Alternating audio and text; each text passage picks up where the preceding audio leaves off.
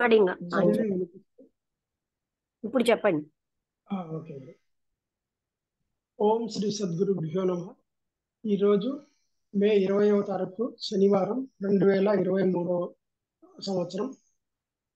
శ్రీ శ్రీ రమణ భాషణములు అనే గ్రంథాన్ని లక్ష్మీ మేడం గారు చదివి వినిపిస్తూ వివరిస్తారు.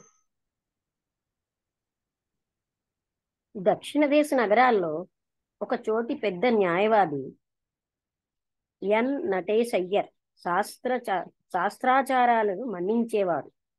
అడిగినాడు, శివ విష్ణులు కైలాస వైకుంఠాలు నిజమేనా? మహర్షి, నీ దేహంలో నీ ఉండుటెంత నిజమో అవి అంతే నిజం. పృచ్ఛకుడు, నాకు నా దేహం వలె వారికి వ్యవహార సత్యం కద్దా? కాక కుందేటి కొమ్ము వలె అది ఒక కల్పనేనా? కాదు, వారుండటం నిజమే అన్నారు మహర్షి. పృచ్ఛకుడు, ఉంటే వారు ఏదో ఒక చోటులో ఉండవలే, ఎక్కడున్నారు? మహర్షి, వారిని చూచిన వారెక్కడో ఉన్నారంటున్నారు కదా, కనుక వారి మాట మనం ఒప్పుకుందాం. పృచ్ఛకుడు, ఎక్కడున్నారు? నీలో. అయితే అది నా తలంపే, దాన్ని నేను స్పృశించి నియమించవచ్చు, అంతా అంతే కదా అన్నారు మహర్షి. పృచ్ఛకుడు, కానీ నేను అసలే లేని కుందేటి కొమ్మును, సగం నిజమైన మృగతృష్ణ లాంటి వాణిని కల్పించగలను. అయినా నా కల్పనాశక్తితో నిమిత్తం లేని సత్యములున్నవి కదా. ఈశ్వరుడు విష్ణువు అట్టి సద్వస్తువులా? అవును. వారికి కూడా ప్రళయం కలదా? మహర్షి, ఎందుకు ఉండవలే? ఆత్మజ్ఞునైన మానవుడు ప్రళయాన్ని గడచి ముక్తుడు కాగలిగితే అంతకన్నా అపరిమేయ జ్ఞానశక్తులు గల ఈశ్వరుడు మాత్రం సాధ్యం కాదా? నేను మళ్ళీ చదువుతాను. ఎందుకు ఉండాలి అంటే, ఆత్మజ్ఞుడైన మానవుడు ప్రళయాన్ని గడచి ముక్తుడు కాగలిగితే అంతకన్నా అపరిమేయ జ్ఞానశక్తులు గల ఈశ్వరునకు మాత్రం సాధ్యం కాదా? పృచ్ఛకుడు, అయితే దేవతలు పిశాచములు కూడా ఉన్నట్టేనా? మహర్షి, ఉన్నారు. పృచ్ఛకుడు, చైతన్య బ్రహ్మమును ఏమిగా గ్రహించటం? మహర్షి, ఉన్నదేదో అదిగా. పృచ్ఛకుడు, వానిని స్వప్రకాశి అనుకోవచ్చునా? మహర్షి, అతడు వెలుగు చీకటిలకి అవ్వలివాడు. ఆ రెంటిని జీవుడు చూస్తాడు. ఆ చూచే తెలివినిచ్చేది ఆత్మ. మహర్షి పృచ్ఛకుడు, ఆత్మలబ్ధికి నేను దేహము కాను, కర్తను కాను, భోక్తను కాను అన్న నేతి మార్గం త్రొక్కవలెనా? మహర్షి, అసలు ఆ తలంపులు ఎందుకని? ఎప్పుడైనా మనం మనుష్యులం. లక్ష్మి వినిపించలేదు.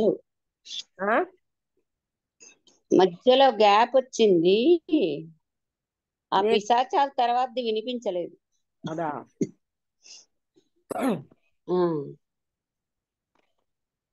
ఎక్కడ? పిశాచములు కూడా ఉన్నట్టేనా? ఏంటో. అయితే దేవతలు పిశాచులు తర్వాత పృచ్ఛకుడు, చైతన్య బ్రహ్మాన్ని ఏమిగా గ్రహించటం? ఉన్నదేదో అదేగా. పృచ్ఛకుడు, వానిని స్వప్రకాశ అనుకోవచ్చా? అతడు వెలుగు చీకటి తవ్వలివాడు. ఆ రెంటిని జీవుడు చూస్తాడు. ఆ చూచే తెలివినిచ్చేది ఆత్మ. పృచ్ఛకుడు, ఆత్మలబ్ధికి నేను దేహము కాను, ఇదే వినిపించలేదు, భోక్తను కాను అన్న నేతి మార్గం త్రొక్కవలెనా? అంటే మహర్షి, అసలు ఆ తలంపులు ఎందుకని? ఎప్పుడైనా మనం మనుష్యులం, మనం అది ఇది అని ఆలోచిస్తున్నామా? అట్లనుకోనంత మాత్రాన మనుష్యులం కాకపోయామా? పృచ్ఛకుడు, అయితే నానాస్తి కించన, ఇక్కడ నానాత్వము లేదు ఇత్యాది శృతివాక్య స్మరణ చెయ్యవలెనా? మహర్షి, అది మాత్రము ఎందుకు?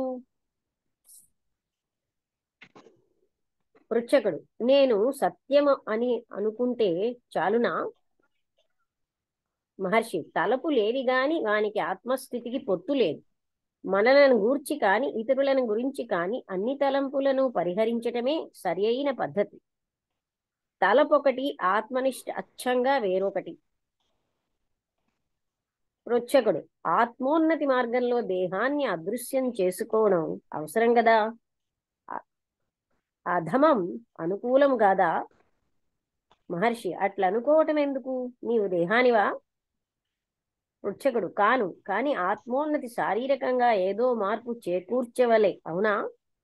మహర్షి శరీరంలో నీవు కోరే మార్పు ఎట్టిది, అది ఎందుకు? పృచ్ఛకుడు తిరోధానం కావటం జ్ఞానాధిక్య లక్షణం గనక. మహర్షి అట్లే అయితే తమ వాక్కులు రచనలు తమ జీవితమే ఇతరులు చూస్తుండగా గడిపిన వారు అందరూ అజ్ఞానులు అనుకోవలే. అట్లే అయితే తమ వాక్కులు రచనలు తమ జీవితమే ఇతరులు చూస్తుండగా గడిపిన వారు అందరూ అజ్ఞానులు అనుకోవాలి. ఇక్కడ మరొకసారి చదువుతాను. ఆత్మోన్నతి మార్గంలో దేహాన్ని అదృశ్యం చేసుకోవడం అవసరం కదా అని పృచ్ఛకుడు అడుగుతున్నాడు. అధమం అనుకూలం కాదా, అట్లా అనుకోవడం ఎందుకు, నీవు దేహానివా అని మహర్షి అన్నారు. పృచ్ఛకుడు కాను, కానీ ఆత్మోన్నతి శారీరకంగా ఏదో మార్పు చేకూర్చవలే, అవునా? మహర్షి శరీరంలో నీవు కోరే మార్పు ఎట్టిది, అది ఎందుకు? పృచ్ఛకుడు తిరోధానం కావటం జ్ఞానాధిక్య లక్షణం గనక. మహర్షి అట్లే అయితే తమ వాక్కులు రచనలు తమ జీవితమే ఇతరులు చూస్తూ ఉండగా గడిపిన వారు అందరూ అజ్ఞానులు అనుకోవాలి. పృచ్ఛకుడు వశిష్ఠ వాల్మీకులు అట్టి శక్తి ఉన్నవారేనే. మహర్షి జ్ఞానంతో పాటు అట్టి సిద్ధులను పెంచుకుంటే అది వారి ప్రారంధం. జ్ఞానానికి అవసరం కాని అంతరాయాలుగా కూడా కాగలవి. నీకు లక్ష్యాలు ఎందుకు కావాలి? తన దేహం నలుగురికి కనిపిస్తే జ్ఞాని కృంగిపోతాడా? పోడు. పృచ్ఛకుడు మహర్షి ఇంద్రజాలికుడు తటాలున మాయం కాగలడు, ఆ కారణంగా వాడు జ్ఞానియా? పృచ్ఛకుడు కాదు. మహర్షి దృశ్యత అదృశ్యత చూచేవారుంటేనే ఆ చూచేవాడెవడు? మొదట అది ఆవిష్కరించు, ఇతరాలు అముఖ్యాలు. పృచ్ఛకుడు సృష్టి క్రమాన్ని వేదాలు భిన్న భిన్నములుగా చెప్పినవి. ఆకాశముతో సృష్టి ప్రారంభమని ఒకచోట, కాదు ప్రాణమని వేరొక చోట, జలములని ఇంకొకటి, మరో చోట మరొకటి. దీనికి సమన్వయం ఎట్లు? అనేక వాక్యతల వల్ల వేదాలలో నమ్మకం పోదా? మహర్షి వేర్వేరు కాలాల్లో వేర్వేరు ఋషులు సత్యాన్ని భిన్న కోణములలో చూచారు. తమ తమ దర్శనాన్ని సునిశ్చయంగా వర్ణించారు. వారి వాక్కులలో విరోధం ఉంటే నీకేం బాధ? వేద ప్రయోజనం అనస్వరమైన ఆత్మతత్వాన్ని ఉపదేశించి అదే నీవని చూపటం. పృచ్ఛకుడు అంతవరకు నాకు నచ్చింది. మహర్షి మరి ఇతరమంతా అర్ధవాచమనుకో.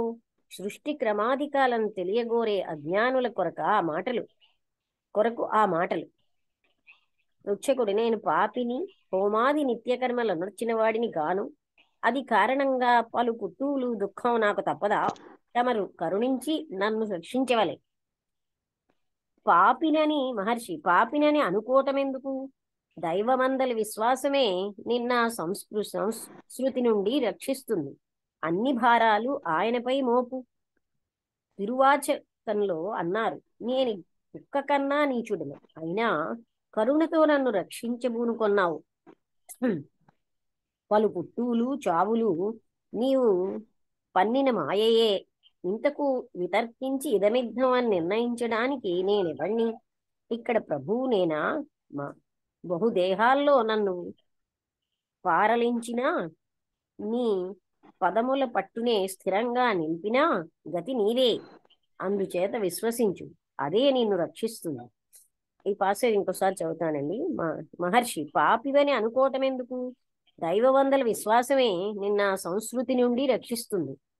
అన్ని భారాలు ఆయనపై మోపు. తిరువాచకంలో అన్నారు, నేను కుక్క కన్నా నీచుడను, అయినా కరుణతో నన్ను రక్షించబూనుకున్నావు. పలు పుట్టులు చావులు నీవు పన్నిన మాయయే. ఇంతకు వితర్కించి ఇదమిద్ధం అని నిర్ణయించడానికి నేనెవణ్ణి? ఇక్కడ ప్రభునేనా? బహుదేహాల్లో నన్ను పొరలించినా నీ పదముల పట్టునే స్థిరంగా నిలిపిన గతివి నీవే. అందుచేత విశ్వసించు, అదే నిన్ను రక్షిస్తుంది. పృచ్ఛకుడు విశ్వాసమున్నవాడనే, కానీ అడుగడుగునా విఘ్నాలే. ధ్యానం వెంటనే బలహీనత తలదిమ్ము నన్ను వదలటం లేదు. మహర్షి ప్రాణాయామం సరిగా చేస్తే శక్తి వస్తుంది. పృచ్ఛకుడు ఉద్యోగరీత్యా నాకెంతో పని ఉంది, కానీ కోరిక మాత్రం సదా ధ్యానంలో గడపవలనని. ఈ విరోధానికి ఏం చేసేది? మహర్షి విరోధమేమీ ఉండనక్కర్లేదు. రెంటినీ అభ్యసిస్తూ ఉంటే శక్తి పెరుగుతుంది. రెంటినీ సరిగా నిర్వహించ సమర్థుడు అవుతావు.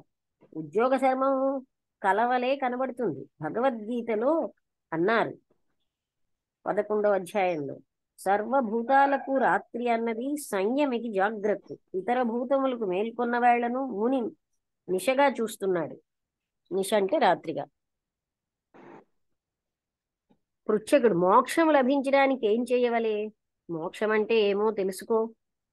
పృచ్ఛకుడు అందుకే ఉపాసన చేతున. ఉపాసన చిత్త నిరోధానికి, ఏకాగ్రతకి అన్నారు మహర్షి. పృచ్ఛకుడు విగ్రహ పూజ చేయవలెనా? దానివల్ల హాని ఏమీ లేదు కదా. మహర్షి దేహమే నీవు అనుకున్నంత కాలము నష్టం లేదు. పృచ్ఛకుడు సంస్కృతి చక్రాన్ని నుంచి వెలువడేది ఎలాగా? మహర్షి అదేమిటో కనుక్కో. పృచ్ఛకుడు నా భార్యను సంసారాన్ని వీడవలెనా? మహర్షి వారు నీకేం చెరుపు చేశారని? అసలు నీవెవరవో ముందు కనుక్కో. పృచ్ఛకుడు ఇంటిని ఇల్లాలిని సంపత్తిని త్యజించనక్కరలేదా? మహర్షి సంసారమేమో తెలుసుకో. నీవు పేర్కొన్నవన్నీ సంసారమవుతావా? సంసార మధ్యంలో ఉంటూ జ్ఞానులైన వారు లేరా? పృచ్ఛకుడు దానికి సాధనాక్రమం ఏమిటి? ఇది చాలా పెద్దగా ఉంది. లక్ష్మి,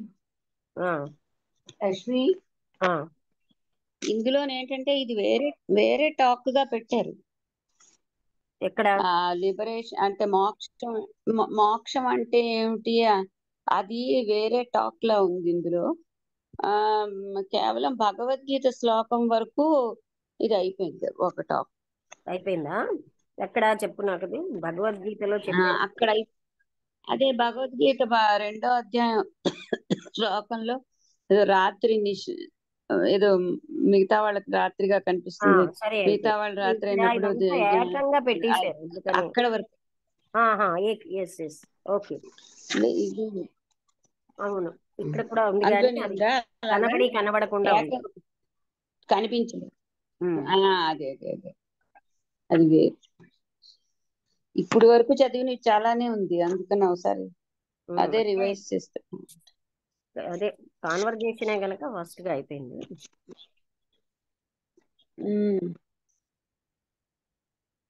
కానీ బాగానే ఒక్కసారి దాన్నే ఒక్కసారి డిఫరెంట్ పాయింట్లు.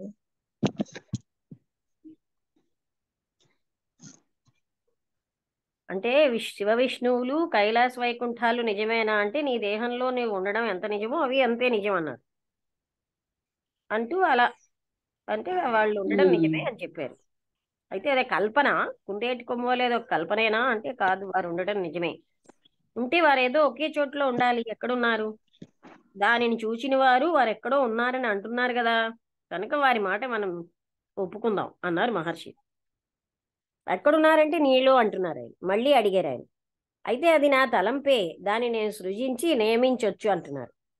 అంతా అంతే కదా అన్నారు మహర్షి. అప్పుడు నా కల్పనాశక్తితో నిమిత్తం లేని సత్యములు ఉన్నాయి కదా, ఈశ్వరుడు విష్ణువు అట్టి సద్వస్తువులా? అవును. వారికి కూడా ప్రళయం ఉందా? ఎందుకుండాలి? ఆత్మజ్ఞుడైన మానవుడు ప్రళయాన్ని గడిచి ముక్తుడు కాగలిగితే అంతకన్నా అపరిమేయ జ్ఞాన శక్తులు గల ఈశ్వరుడికి ఆ మాత్రం సాధ్యం కాదా? అంటే ముక్తుడు కాగలిగినప్పుడు, ప్రళయాన్ని గడిచి ముక్తుడు కాగలిగితే మరి ఈశ్వరుడికి ఎందుకు సాధ్యం కాదు? అయితే దేవతలు పిశాచములు కూడా ఉన్నట్టేనా? ఉన్నారు. చైతన్య బ్రహ్మాన్ని ఏమిగా గ్రహించడం?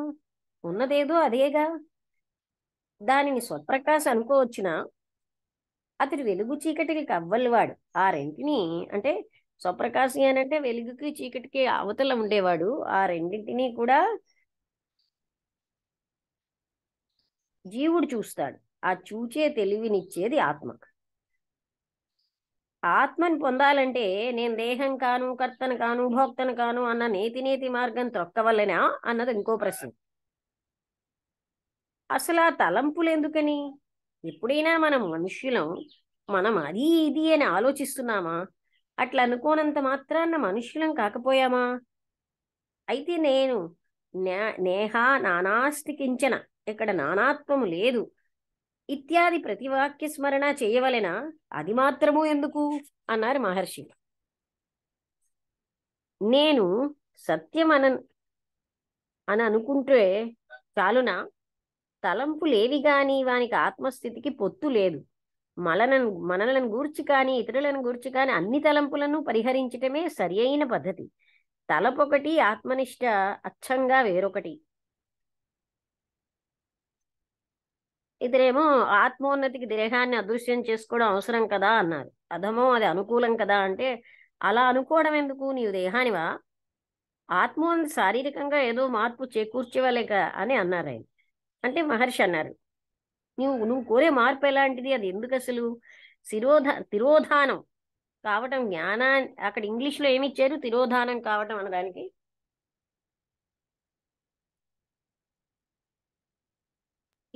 ఇన్విజిబిలిటీ, అదృశ్యం. తిరోధానం అంటే అదృశ్యం. ఇన్విజిబిలిటీ వినబడి అదిగో తిరోధానం.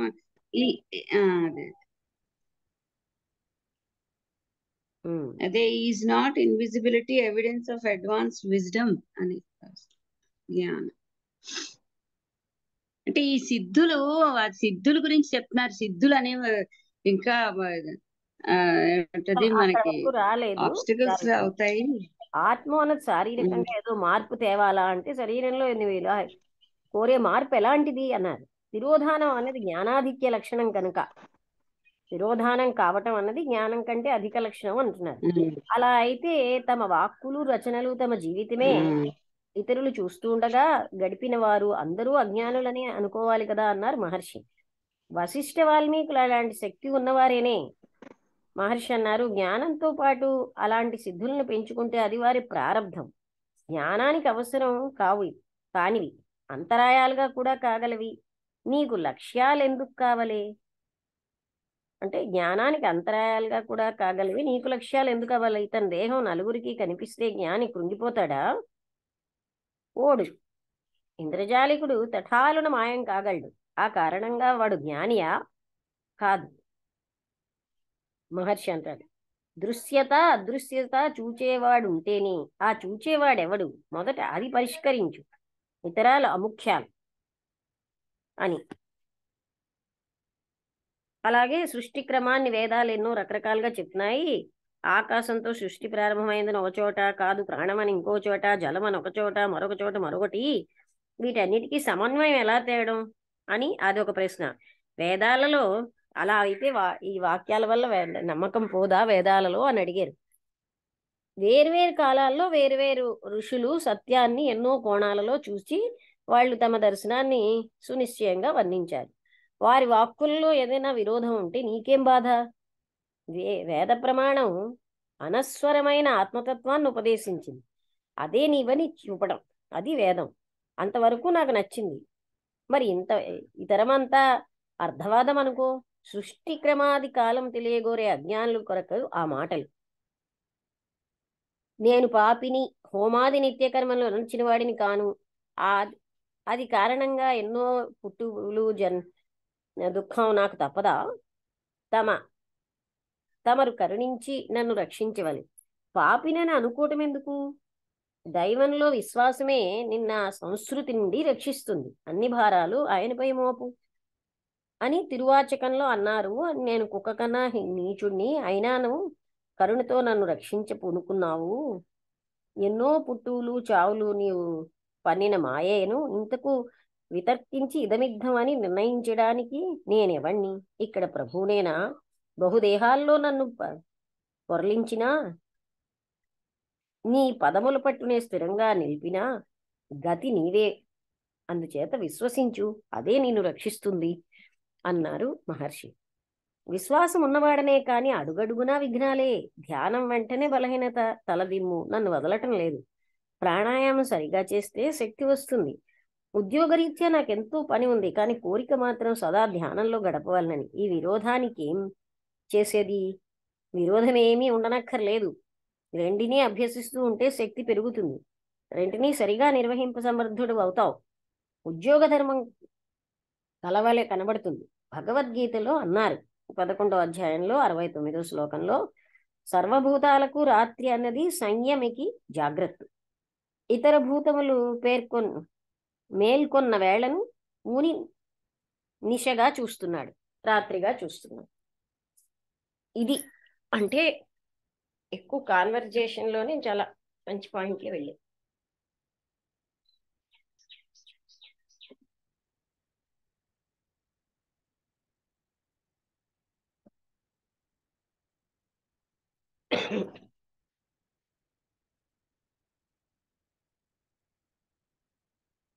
ఇప్పుడు రాంబుద్రి గారు కానీ వసంతలత గాని ఎవరో చెప్తారా? అర్థమైందా రాంబుద్రి గారు మీకు? బాగుంది. చెప్పు అయితే. రాంభద్రి గారు ఏదైనా జవాబు చెప్పు. పర్వాలేదు, నువ్వు చెప్పు, తర్వాత ఆయన చెప్తారు. లేదా నమస్కారం అండి. సరే మేడం, మేడం చెప్పిన తర్వాత చెప్తామండి.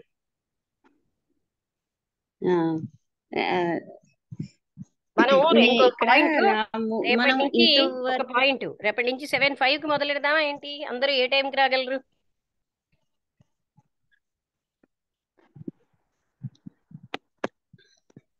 మేడం 7:05 కంటే మళ్ళీ 7:10 అవుతుంది మేడం. ఏదో ఒక టైం అలా కూర్చుంటాం కదా మీరు నేను. ఇప్పుడు ఏమైందంటే 7కే అని పెట్టుకున్నాం కాబట్టి ఇంకా 7:05 కన్నా స్టార్ట్ చేస్తున్నాం. మళ్ళీ 7:05 అన్నామంటే 7:10 7:15 అవుతుంది.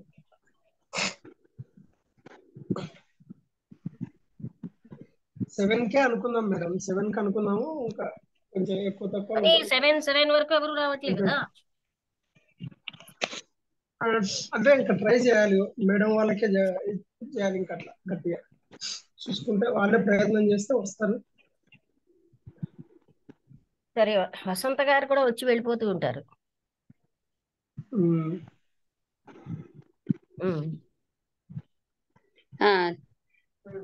ఇవాళ అంటే మనం ఇంత ముందు వరకు కొన్ని విన్నాం కూడాను.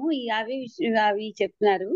సాధారణంగా ఈ క్వశ్చన్ వస్తుంది, ఈశ్వరుడు విష్ణువు అలాగా మనం కల్పించుకుంటున్నటువంటి మూర్తులు అవి అలా ఉన్నారా, దేవుళ్ళు అలా ఆ రూపాల్లో ఉన్నారంటే ఉన్నారు అని చెప్తున్నారు. ఉన్నారని చెప్తూ ఆయన అంటున్నారు ఏంటంటే, నీ బాడీ ఎంత నీకు సత్యమో ఆ ఉండడం కూడా అంతే సత్యం. అయితే అంటే ఇవన్నీ మనం కల్పించుకున్నటువంటి రూపాలే. ఆ తర్వాత అంటున్నారు ఏంటది, ఈ ప్రళయం గురించి కూడా చెప్పారు. ప్రళయం అనేది మన అంటే జ్ఞాని ప్రళయానికి ఎఫెక్ట్ అవుతాడా అని చెప్పి, అలా ప్రళయాన్ని దాటుకోగలిగే శక్తి వస్తుందా అంటే అతను అన్నారు అంటే కాదు ఏమిటది, అతను ఏమిటన్నారు మర్చిపోయాను. ఏదో భగవంతుడు మన అందరికంటే గొప్పవాడు కదా, అపరిమితమైన శక్తులున్న మనిషికి మనకే మనమే ఈ ప్రళయాన్ని దాటగలిగే ఉంటే భగవంతుడికి అది చాలా సులువు. ఆ భగవంతుడు వాటి మీద లిమిట్ అయి ఉండడు అని. తర్వాత స్వప్రకాశం గురించి చెప్పారు. ఆయన అడిగారు, భగవంతుడు స్వప్రకాశం అని, ఇలా జ్ఞాని భగవంతుడు స్వప్రకాశం అని అంటే, భగవంతుడు ఈ స్వప్రకాశం, డార్క్నెస్, లైట్ ఇలాంటివన్నీ మనం చూసే వాళ్ళకే కానీ భగవంతుడు అవన్నీ. ఒకసారి మళ్ళీ చెప్పు. ప్రళయం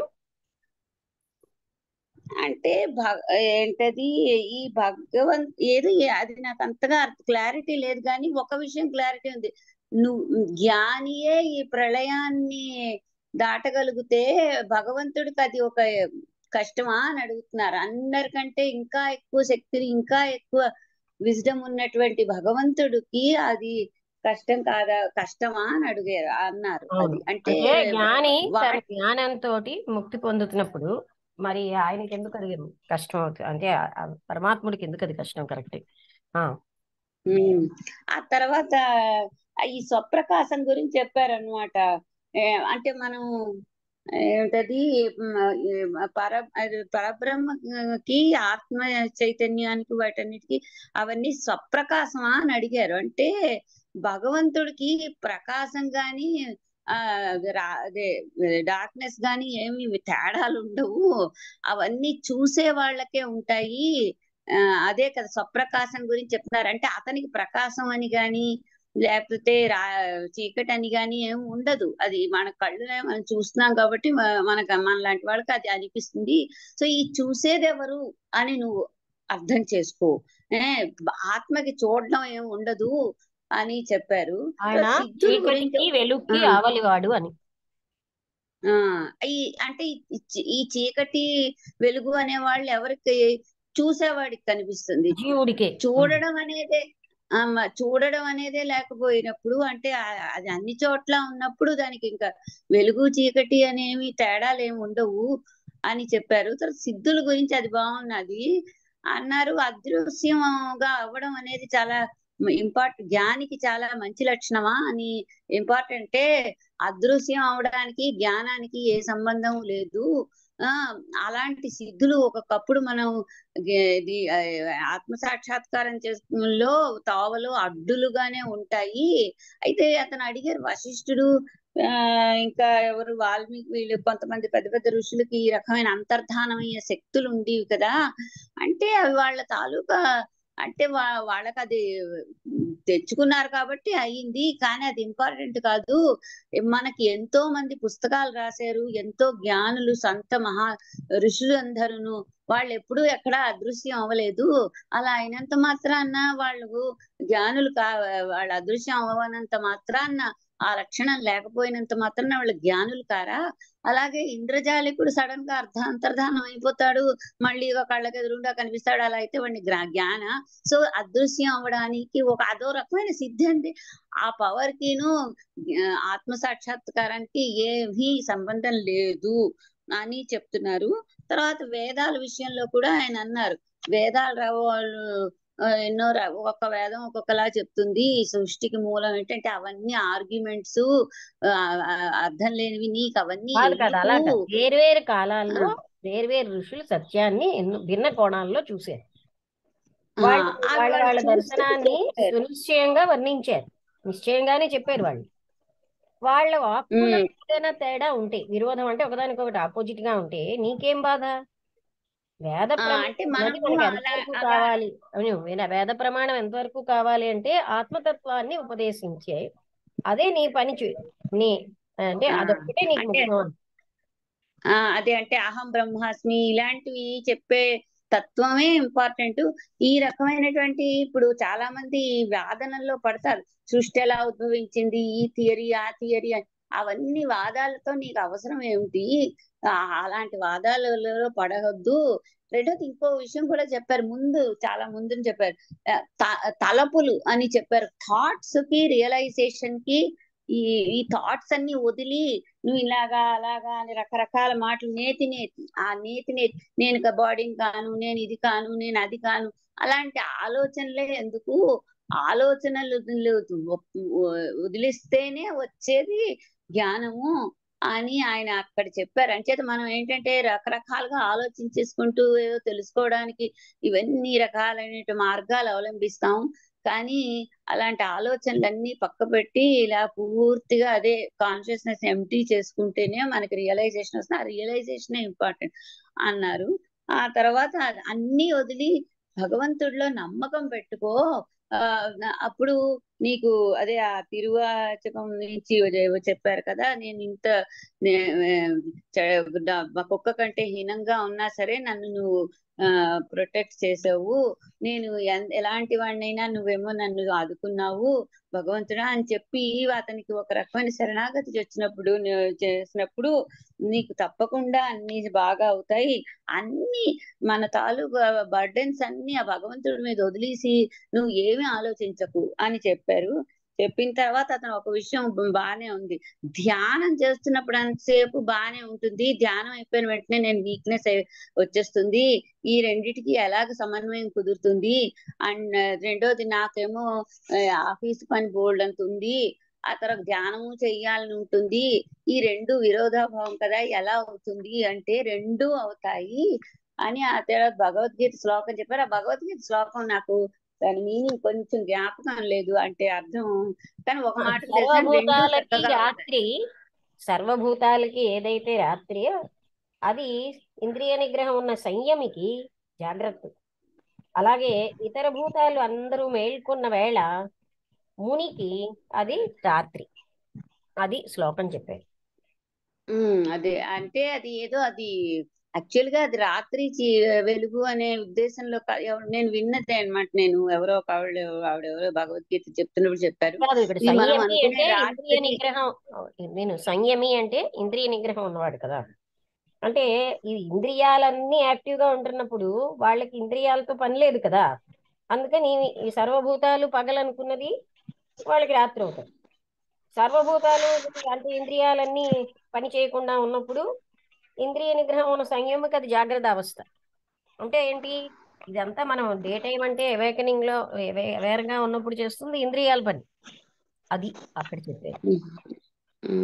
అదే అదే అంతవరకు అదే అయితే కొన్ని ఇలా రకరకాల టాపిక్స్ మీద అలా చెప్పారు. ఓకే, రాంబుద్రి గారు చెప్తారా? నమస్తే మేడం. నమస్తే అండి. చూడండి, మధ్యలో టైం అవుతుందేమో, ఎంత టైం ఉందో చూసుకోండి. అది 1 మినిటే, అందుకని దీన్ని గమనిస్తూ చెప్పండి. లేకపోతే ఓకే 23 సెకండ్స్ అనుకుంటా. Okay, 20 seconds. అయితే ఒక మామూలు అంటే ఒక సాధకుడు ఏం అడగాలనో ఆ క్వశ్చన్లన్నీ ఆ, ఆ, మహర్షి గారిని అడిగారు ఆయన. అంటే మొత్తం ఆ, సృష్టి క్రమాన్ని గురించి, సాధన గురించి, ఆ, ఇంకా అన్ని అంటే ఎన్ని అంటే ఇంద్రజాలం గురించి, అంటే ఇప్పుడు వాటన్నిటికీ ఆ, మహర్షి గారు సరి అయిన సమాధానాలు చెప్పారు. లాస్ట్ కంటే ఒక వ్యక్తికి రావాల్సిన అన్ని డౌట్లను ఆయన అడిగారు. ఆ, అందులో ఇంకోటి ఏంటంటే ప్రళయం గురించి, అంటే ఇప్పుడు సృష్టి క్రమాన్ని గురించి అడిగినప్పుడు రకరకాలుగా ఉన్న డిఫరెన్సెస్ ఉన్నాయి కదా అని, అంటే అసలు నీకు వాటితో ఏం పని అని చెప్పేసి ఇది చేయడం. అంటే టోటల్ గా సారాంశం ఏంటి అని అంటే సర్వస్వ శరణాగతి పొంది ఆయన మీద ఇది చేస్తే నీకు ఇంకా వేరే ఇవన్నీ ఆలోచించాల్సిన విషయాలు కాదు అని ఇది చేయడం. అంటే ఇంకా ధ్యానం గురించి అడిగినప్పుడు ఇట్లా డిస్టర్బెన్స్ వస్తుందంటే ప్రాణాయామం చేస్తే కొంతవరకు ఇదవుతుంది అని చెప్తున్నారు. అంటే దీంట్లో మొత్తము సారం ఏంది అని అంటే మనిషి ఇతర విషయాల గురించి, అంటే ఒక ప్రళయం గురించి కానీ, ఒక సృష్టి గురించి కానీ, లేకపోతే ఆ, జీవజాలం అంటే పిశాచం ఉందా, ఈశ్వరుడు ఉన్నాడా, వీటన్నిటి గురించి, అంటే ఇవన్నీ ఈ ప్రశ్నలన్నీ ఒక రకంగా చెప్పాలంటే ఒక అవసరం లేనివి అని ఒక నిర్ధారణ చేసి, అంటే భగవంతునికి సర్వస్వ శరణాగతి పొంది ఆయన అంటే మీద భారం వినండి, వేస్తే, కొంచెం అంటే డీటెయిల్డ్ గా, అంటే అనవసరము అని అంటే తలంపులు అవసరం లేదు అని ఆయన ప్రతిదీ ఆలోచనలు. ఇప్పుడు అందరూ చెప్తున్నది, మనం ఫీల్ అవుతున్నది ఏంటంటే ఈ తలంపులే అడ్డు అన్నింటికి. కానీ అదేమో అదృశ్యం చేసుకోవడం దేహాన్ని అవసరమా ఆత్మోన్నతి మార్గంలో అన్నది ఒకటి. తర్వాత ఇంకా మొదట ఏంటి అడిగారు, దేహంనేమో నేను కర్తను కాను భోక్తను కాను అన్న నేతి నేతి మార్గం త్రొక్కాలా అని అదొకటి అడిగారు. ఇంకా చైతన్య బ్రహ్మాన్ని విడిగా ఏమిగా గ్రహించాడంటే ఉన్నదేదో అదేగా అన్నారు. ఆయన స్వప్రకాశ్ అనుకోవచ్చా అంటే ఆయన వెలుగు చీకటి కావలి వాడని.